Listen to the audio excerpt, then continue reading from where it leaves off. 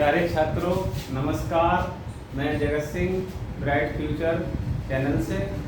तो आज हम बात करेंगे कक्षा 11 की राजनीति विज्ञान की जो प्रथम बुक है उसमें हमारा पाठ नंबर 2 है भारत में चुनाव तथा प्रतिनिधित्व। चुनाव कैसे होता है, चुनाव क्या है, प्रतिनिधित्व क्या है, इसके बारे में सबसे पहले हम बात करेंगे आज लोकतंत्र की।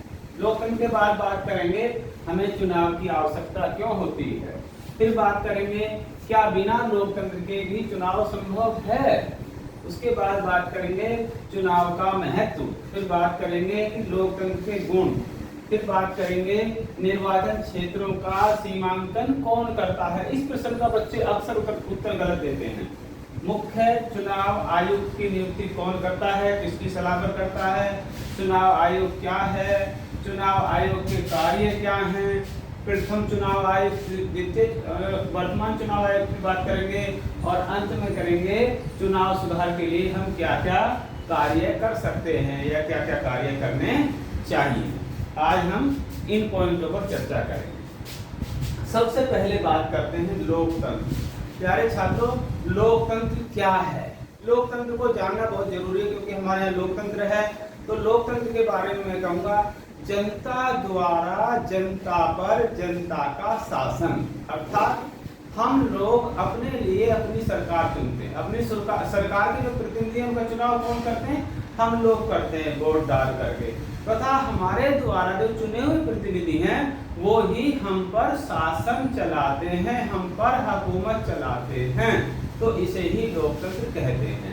यदि लोकतंत्र की परिभाषा दूसरे तरीके से देखी जाए तो लोकतंत्र सरकार की वह प्रणाली है जिसमें लोग चुनाव में मतदान द्वारा अपने शासकों का चुनाव करते हैं। अर्थात यहाँ पर अपने शासकों का चुनाव हम स्वयं ही करते हैं।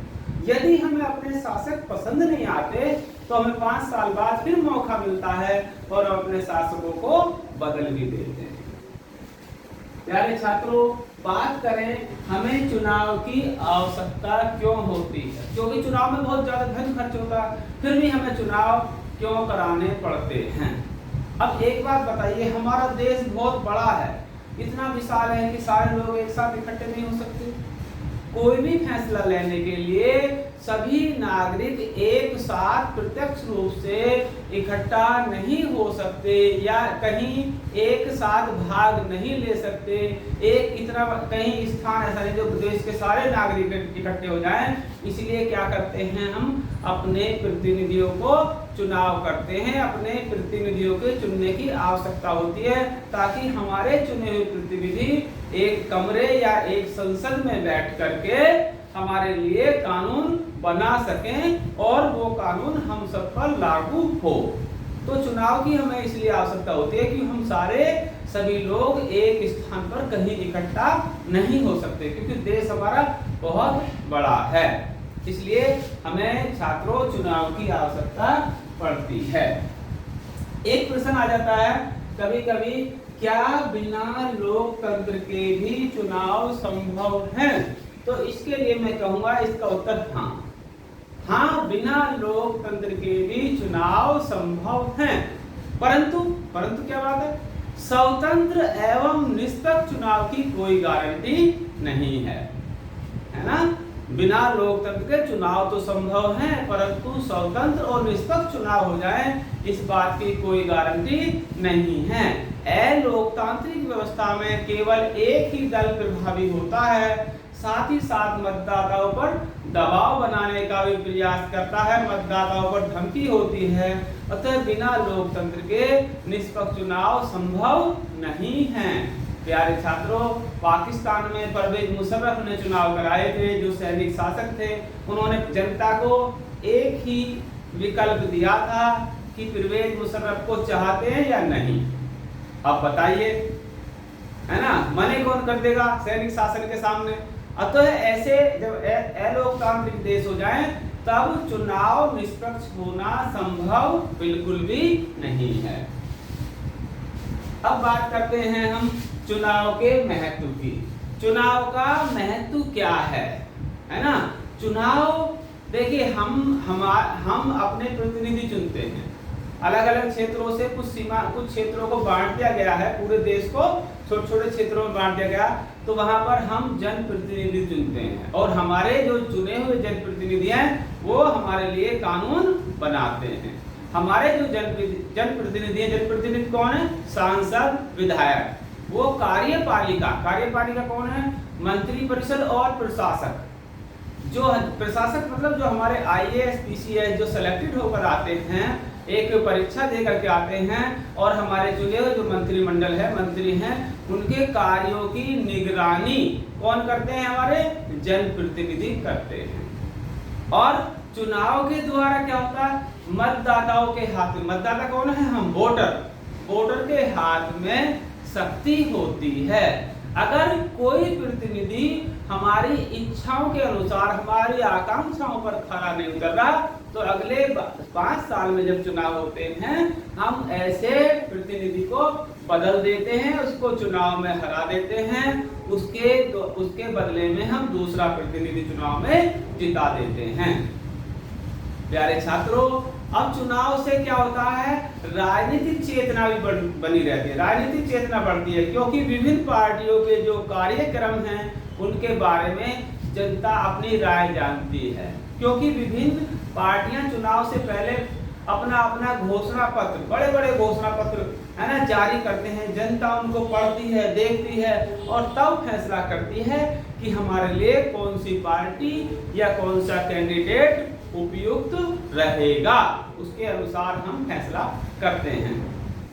एक बात और है छात्रों, हमारे यहाँ जो सोशल मीडिया है, सोशल मीडिया की वजह से भी हर किसी गरीब से गरीब दबे कुचले लोगों की आवाज भी करोड़ों लोगों तक पहुंच जाती है। यदि कोई मंत्री या विधायक है ना किसी आचार संहिता का उल्लंघन करता है चुनाव के समय में, और वो जो हरकत करता है उसकी वीडियो लोग फेसबुक पर डालकर वायरल कर देते हैं, है ना, या वायरल हो जाती है, तो ऐसी वीडियो से बवाल मच जाता है और सरकार की नींद खुल जाती है, सरकार भी हरकत में आ जाती है और ऐसे मंत्री या विधायक या नेता को चुनाव आयोग भी दंडित करता है, उसके चुनाव क्षेत्र को भी निरस्त कर सकता है ना, उसको अयोग्य घोषित कर सकता है और क्या क्या जो चुनाव आयोग जाने या सरकार उसको दंडित कर सकती है। और चुनाव का महत्व क्या है? नेतागण जो होते हैं वो जनता के प्रति जवाबदेही होते हैं। हम जो प्रतिनिधि चुनकर भेजते हैं उनसे हम पूछते हैं आपको हमने क्यों चुना, आपने फिर हमारे लिए क्या किया। यदि हमें उनके कथनी और करनी में फर्क आता है तो हम क्या करते हैं, जो हमारी भावनाओं पर खरा नहीं उतरता है ना, जो वादे से मुकर जाता है, तो हम उसे हरा करके अगली बार नया नेता चुन देते हैं। तो प्यारे बच्चों, ये थे हमारे चुनाव का महत्व या चुनाव के फायदे। नेक्स्ट बात करें हम लोकतंत्र के गुण। लोकतंत्र में क्या क्या गुण है, हमने लोकतंत्र को क्यों अपनाया, इसमें कुछ खासियत क्या है, उनकी जो खासियत है उनका यहाँ वर्णन करना है। लोकतंत्र में क्या है? वयस्क मताधिकार। वयस्क मताधिकार का मतलब है पहले स्त्री पुरुष जिनकी आयु 21 वर्ष थी उन्हें वोट डालने का हक था। अब वह स्त्री पुरुष या अन्य व्यक्ति का मतलब समझ रहे होंगे आप, जिनकी उम्र 18 साल हो चुकी है उनको अपनी पसंद का नेता चुनने का हक है, अर्थात वोट डालने का हक है, मत देने का हक है। और क्या है? लोकतंत्र में हमारे पास चुनाव संबंधी विकल्प होता है, हम जिसको चाहें उसे चुने, गरीब से गरीब को चुन सकते हैं, तो हमारे पास विकल्प होता है ना, इस पार्टी को चुने, उसको चुने, जो नेता हमारे काम का हो उसे चुने। और क्या होता है? चुनाव समय समय पर होते रहते हैं, है ना, तो हमें ऐसा भी नहीं है कि एक बार वोट डालकर पछताना पड़ेगा, अगली बार बदल देंगे। और लोकतंत्र में क्या है? हमने स्वतंत्र चुनाव आयोग की नियुक्ति कर रखी है, जिसके द्वारा स्वतंत्र एवं निष्पक्ष चुनाव कराए जाते हैं। और लोकतंत्र में क्या होती है? चुनाव आयोग की भूमिका महत्वपूर्ण होती है। चुनाव आयोग ही सर्वोपरि होता है चुनाव के समय पर। अब एक प्रश्न बनता है कि निर्वाचन क्षेत्रों का सीमांकन कौन करता है।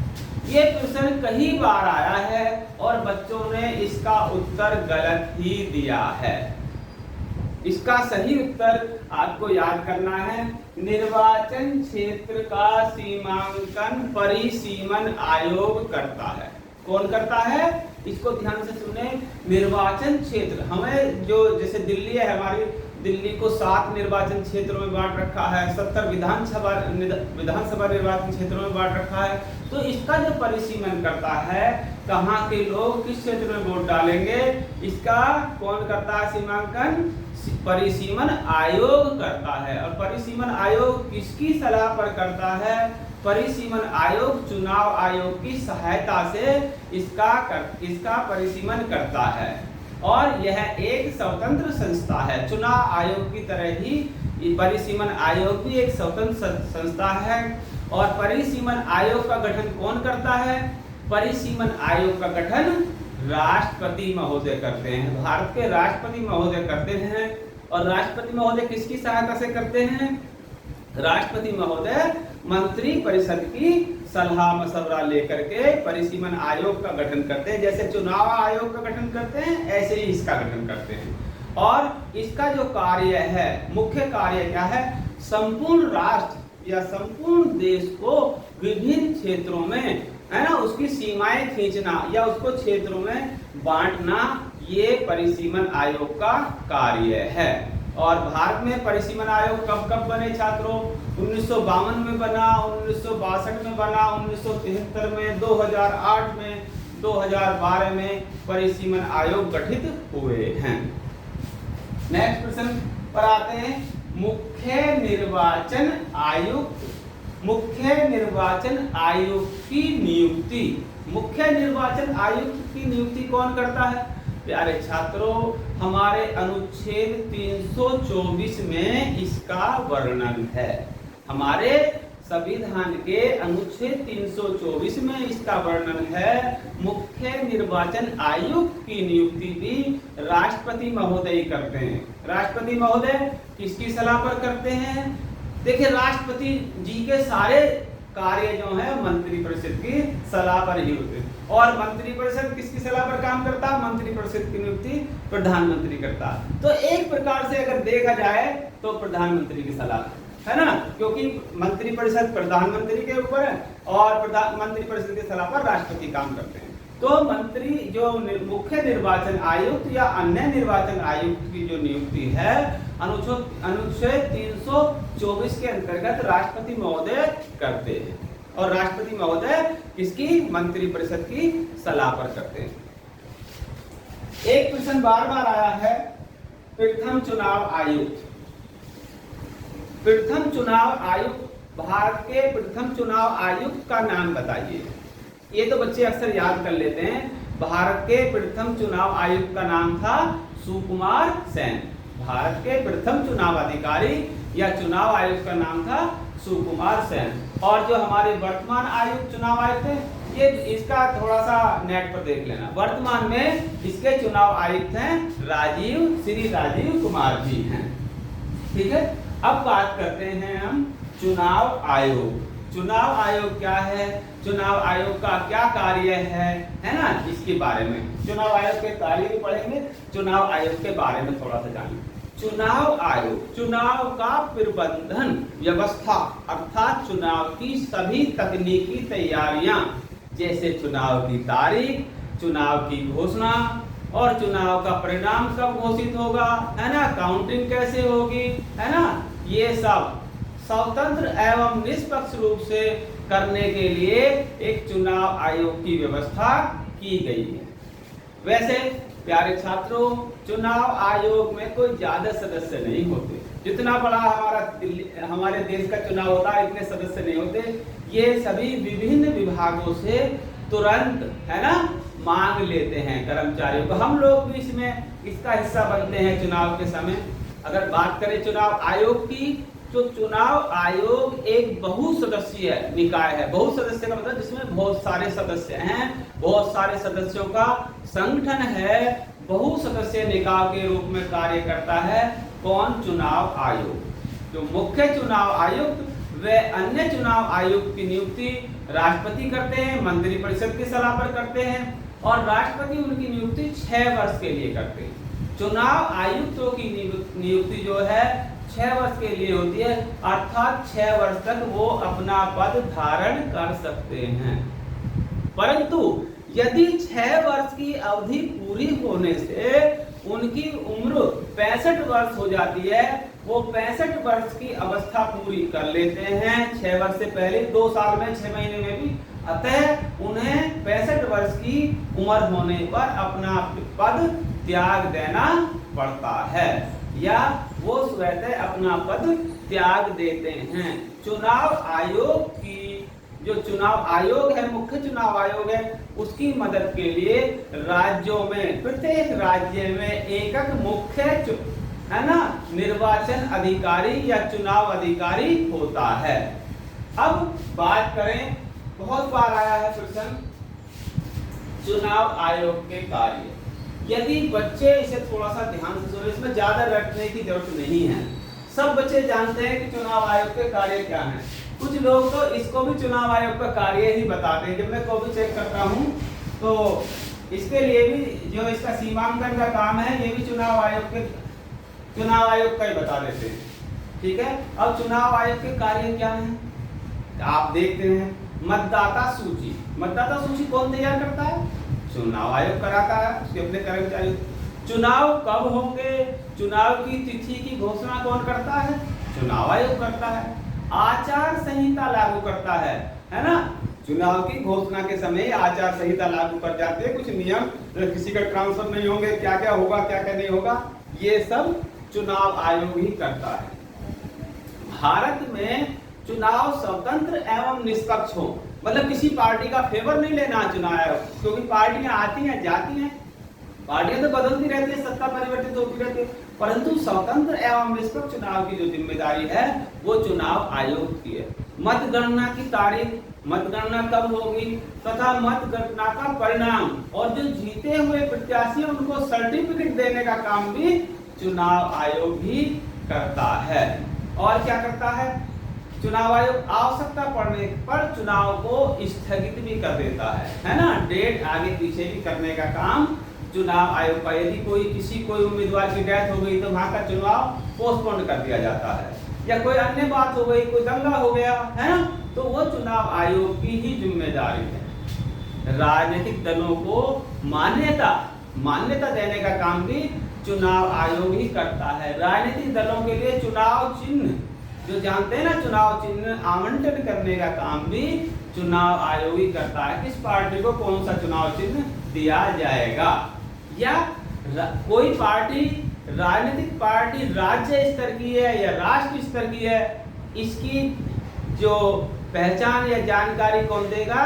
चुनाव आयोग ही देगा। चुनाव आयोग ही घोषणा करेगा कि अमुक पार्टी राष्ट्रीय लेवल की है, क्षेत्रीय पार्टी है, राष्ट्रीय लेवल की पार्टी है। उसके लिए कुछ नियम है ना, उसके बारे में बताएंगे कि कितनी है ना, कितने % वोट है और कितनी सीटें हैं, वो आगे जानेंगे अभी। नेक्स्ट बात आती है चुनाव आयोग के कार्य में गलत जानकारी। यदि कोई प्रतिनिधि अपने बारे में कोई गलत जानकारी देता है, छुपाता है, मान लिया कुछ जो है हमारे प्रतिनिधि अपराधी प्रकृति के होते हैं, उन्हें छुपाते हैं कुछ बातों को, तो गलत जानकारी देने वाले व्यक्तियों के निर्वाचन को अयोग्य घोषित भी कर सकता है। ये काम कौन कर सकता है? चुनाव आयोग। मान लिया किसी अपराधी ने अपना इतने दिन जेल काटा, उन बातों को छुपा दिया है ना, जनता के सामने नहीं लाना चाहता, जबकि कोई ना कोई उसके बारे में शिकायत कर देता है, तो चुनाव आयोग क्या करता है? उसकी सदस्यता अगर चुन भी लिया जाता है तो उसकी सदस्यता को खत्म कर देता है, उसे दंडित करने का काम चुनाव आयोग ही करता है। प्यारे छात्रों, हमने एक चीज और लिखी है, ये है जो आज की हमारी वीडियो की लास्ट चीज है, चुनाव सुधार के लिए क्या क्या कार्य करने चाहिए। ये आप अपने विवेक से भी लिख देंगे कि हमें जो हमारे चुनाव होते हैं आपको कहीं ना कहीं कुछ कमियां नजर आती होंगी, उन कमियों का उजागर कर दीजिए। क्या क्या कमी है ना? कुछ चुनाव कर्मचारी, कुछ चुनाव में प्रतिनिधि अध्यक्षों को बोतल वगैरह बांटते हैं, क्या क्या करते हैं, दंगे कराते हैं, ये चीजें ना हो। इस तरह की जो आपके जहन में बात आए वो सारी बात लिख दो, ठीक है? कैसे, क्या क्या कर सकते हैं? चुनाव का जो खर्च है उसकी सीमा निर्धारित हो, क्योंकि चुनाव में गरीब आदमी ज्यादा खर्च नहीं कर सकता, अमीर आदमी बहुत ज्यादा खर्च करते हैं और धन के बल पर लोगों को खरीदने का प्रयास करते हैं। और क्या होना चाहिए? चुनाव लड़ने के लिए जो योग्यता है उसमें अपराधी जो व्यक्ति हैं उनके चुनाव लड़ने पर रोक लगा दी जाए। जिनकी बैकग्राउंड अपराधी प्रकृति की है या उनके खिलाफ कुछ केस लगे हुए हैं, तो ऐसे व्यक्तियों को चुनाव आयोग को चाहिए कि उनको रोक लगा दे, चुनाव ना लड़ पाए। चुनाव प्रचार में धर्म, जाति, लिंग के आधार पर प्रचार नहीं होना चाहिए। यदि ऐसा कोई प्रत्याशी करता है तो चुनाव आयोग उसको दंडित करे, उसकी सदस्यता निरस्त करे, है ना, चुनाव लड़ने से रोक लगाए। ये चुनाव आयोग को करना चाहिए। प्यारे छात्रों, चुनाव के समय में जो चुनाव का प्रचार होता है, शराब, पैसे, रुपये, है ना, आदि का लालच दिया जाता है। तो ये चुनाव आयोग का कार्य है कि ऐसा ना होने दे। अब तो क्या करते हैं, सभी प्रतिनिधियों की वीडियोग्राफी होती है ना, इस पर रोक लगाने के लिए। फिर भी और क्या करना चाहिए कि हमारे चुनाव में महिलाओं की भागीदारी ज्यादा से ज्यादा हो, महिलाओं की भागीदारी सुनिश्चित करने का प्रयास भी चुनाव आयोग को करना चाहिए। क्यों? ऐसा माना जाता है कि पुरुषों के मुकाबले महिलाएं ज्यादा ईमानदार हैं, ज्यादा तत्परता से कार्य करती हैं, अतः महिलाओं की भागीदारी ज्यादा से ज्यादा सुनिश्चित करनी चाहिए। ये चुनाव आयोग को करना चाहिए। और क्या करना चाहिए? चुनाव आयोग को राजनीतिक अपराधीकरण पर रोक लगानी चाहिए। कभी कभी क्या होता है, विपक्षी पार्टियां दूसरी पार्टियों के प्रतिनिधियों को उठा लेती हैं, कुछ तरह के क्या क्या, है ना, किसी के साथ झगड़े करा देती हैं, तो उस पर रोक लगाने का काम भी हमारे चुनाव आयोग को करना चाहिए। और कहीं ना कहीं मैं इस बात को पाता हूं, जिस पॉइंट पर आता हूं, आचार संहिता लगाई जाती है, परंतु हमारा जो चुनाव आयोग है कहीं ना कहीं इसमें ढिलाई बरत देता है। मेरा निजी ये मानना है कि चुनाव आयोग को आचार संहिता को कठोरता से पालन कराना चाहिए। यदि कोई प्रत्याशी कहीं पर आचार संहिता का उल्लंघन कर रहा है तो उसे तुरंत ही सजा चुनाव आयोग को निश्चित करनी चाहिए, देनी चाहिए, ताकि भविष्य में ऐसे उल्लंघन की पुनरावृत्ति ना हो। तो ये हमारे चुनाव आयोग के लिए सुझाव हैं, ठीक है। इन्हें चुनाव आयोग के लिए सुझाव भी कह सकते हैं। प्रश्न किसी प्रकार से आ सकता है प्यारे बच्चों, तो इसमें ध्यान रखना चाहिए। और हमने ये देखा है, जब भी हम कॉपियां चेक करने जाते हैं तो मोस्टली सरकारी स्कूल के जो हिंदी मीडियम के छात्र हैं उनका रिजल्ट कम रहता है, उनकी अपनी समस्याएं हैं। तो प्यारे बच्चों, जो इस प्रकार से रेगुलर नहीं पढ़ सकते वो वीडियो द्वारा या है ना ऑडियो द्वारा हमारी क्लासों को सुन सकते हैं। तो हमारे bright future bye Jagat Singh में उन सबको जोड़िए, और ताकि वो भी अपना इस प्रोग्राम का फायदा उठा सकें। नमस्कार।